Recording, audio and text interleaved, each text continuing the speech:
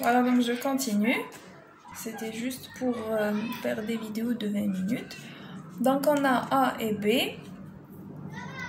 On va avoir notre système d'équations. Donc qu'est-ce qu'on aura? On aura que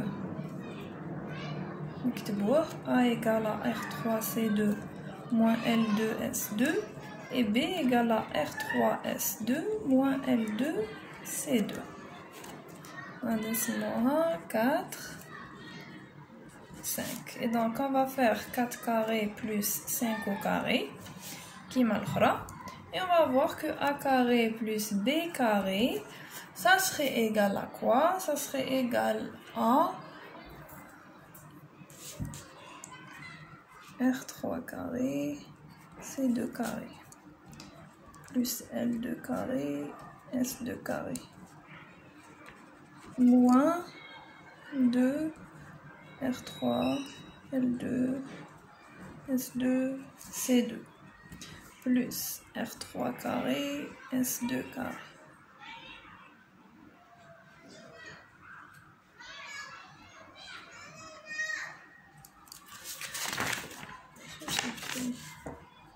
C'est plus ici, hein? C'est plus.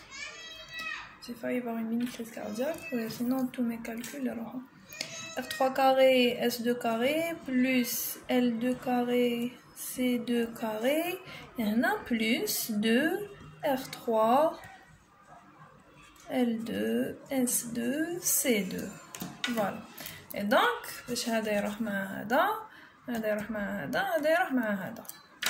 et on va avoir au final,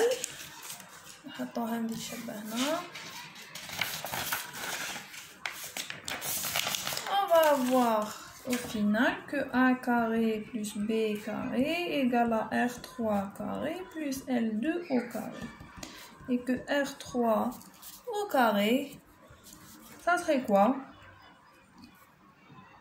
Ce serait valeur absolue, donc ce serait valeur absolue de A carré plus B carré moins L2 au carré.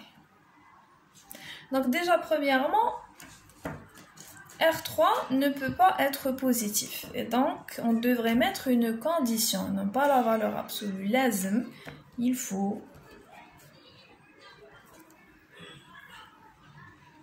que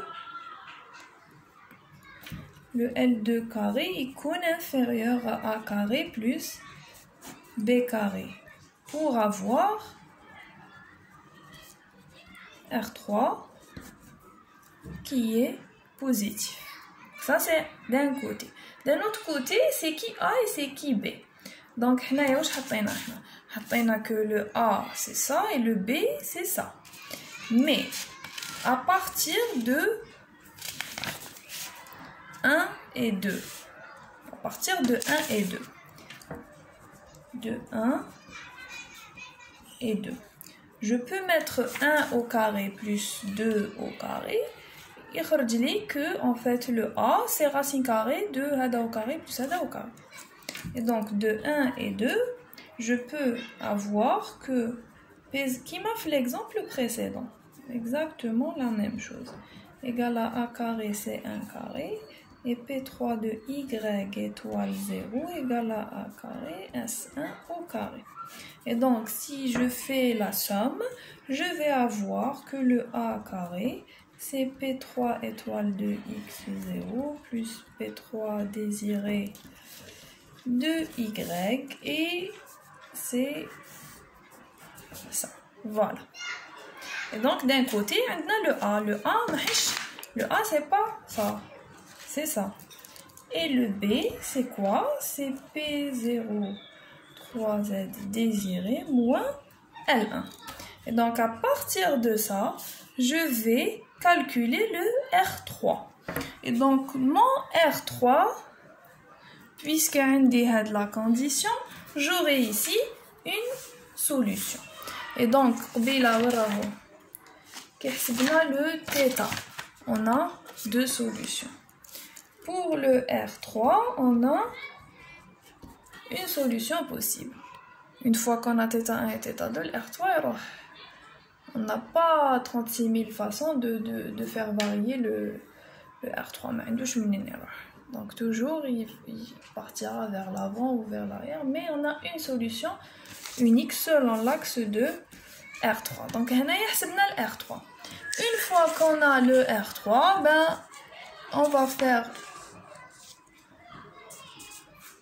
on va calculer le θ2. C'est le θ2 qui nous manque. Et on va revenir, je retrouve plus. Donc, dans le cas, c'est θ2.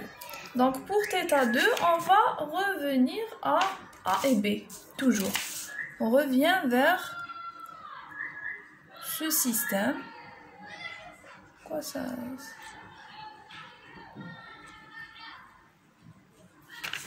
C'est flou.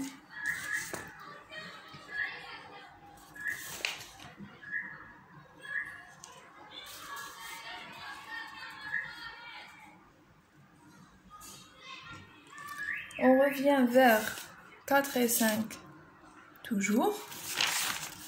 Et donc, on a que A, c'est R3, C2 moins L2, S2. Et que B, c'est R3, S2 moins L2, C2.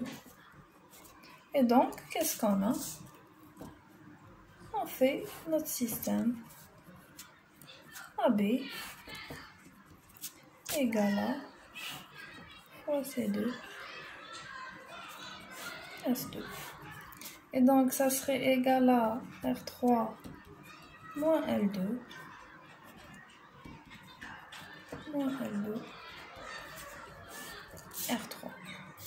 On résout le système matriciel qui est linéaire et on va avoir que θ2 c'est un temps de S2 C2. Et donc au final, les solutions qu'on a, c'est θ1, θ2 et R3. Oui, on a 2. On aura 2. On a une. Donc on a 4 solutions possibles moyennant les contraintes physiques de l'appareil. Et donc c'est ça pour l'exemple 2. On a vu 2 exemples. Et pour les autres exemples, vous pouvez faire par la méthode de Peter. Vous pouvez faire, on a exploité le modèle géométrique direct pour calculer le modèle géométrique inverse. On a résolu le système d'équation constitué par la 4e colonne de la matrice du modèle géométrique direct. Sinon, dans l'exemple, on n'a pas utilisé ni modèle géométrique direct ni méthode de Peter. On a utilisé juste la géométrie وين دوك مازال ما شفتوش مع تاع مازال تفكر كيفاش نقولوا اسقاط معليش merci mon cerveau. Donc oui, on a fait l'isqat le centre de l'outil tel le repère de la base. Et donc ici ça a été assez simple parce que la partie c'est en fait une partie plane, c'est sur un plan. Donc on va l'outil tel Z1 et après on a la rotation selon θ1. Donc c'était assez simple, on n'a pas eu besoin d'exploiter le modèle géométrique direct. Sinon,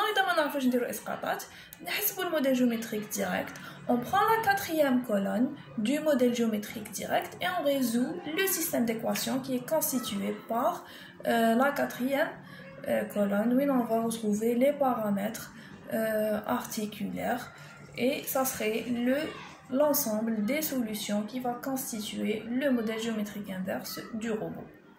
Voilà, donc j'espère que c'était assez clair, que le modèle géométrique maintenant il est compris, que ce soit le direct ou l'inverse. Donc pour le modèle géométrique direct, on a toujours une solution unique. Pour le modèle géométrique inverse, ben, ça se corse où on a un ensemble de solutions et c'est assez logique. Voilà, donc je vous remercie et à la prochaine, Inch'Allah.